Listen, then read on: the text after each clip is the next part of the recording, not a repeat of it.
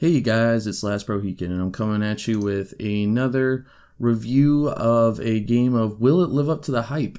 And this time we are looking at The Precinct. Now, The Precinct is a top-down shooter, crime, police sandbox simulator kind of game. It definitely has elements of Grand Theft Auto with it, just in controls and whatnot.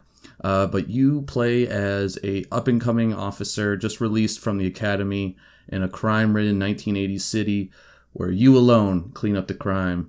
It's been getting a lot of buzz on social media, and I decided to take a look at the demo and ask ourselves the question, will it live up to the hype? Grabbing my Xbox controller and hitting Y to enter a car and left trigger to aim my gun immediately brought me back to elements of Grand Theft Auto, but more of a top-down one. So think more like Grand Theft Auto 1 and Grand Theft Auto 2. And I enjoyed it way more than I thought I was going to. I'm not going to lie.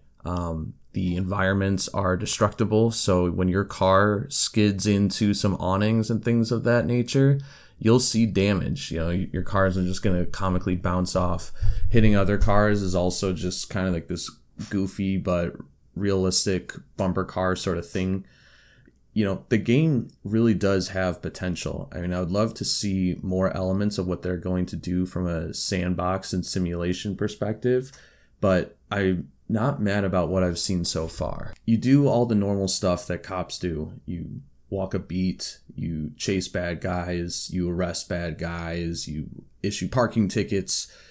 It goes into the nitty-gritties of what it is to actually be a cop.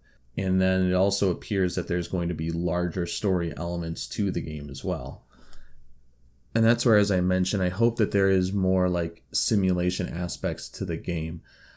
If I'm issuing a parking ticket, I see that I'm getting experience, but I want it to be more than just experience, right? Like, or at the end of the day, I don't want it to just to revolve around the police station.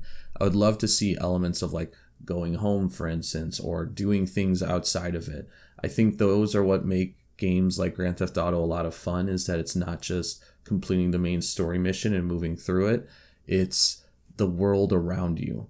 And it seems like we're going to get that. There's hints of it for sure in the demo and what I've seen in the trailers, but we're going to have to wait and see about how fully fleshed out it is from that perspective.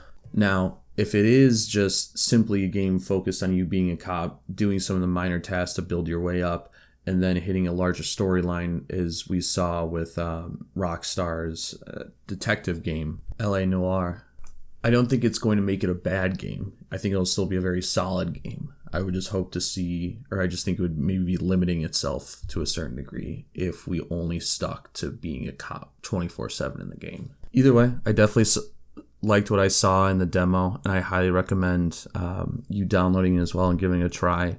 I have a feeling that it'll live up to the hype. It's not too overhyped right now. It has a lot of grassroots hype going on, so I definitely think it could live up to it.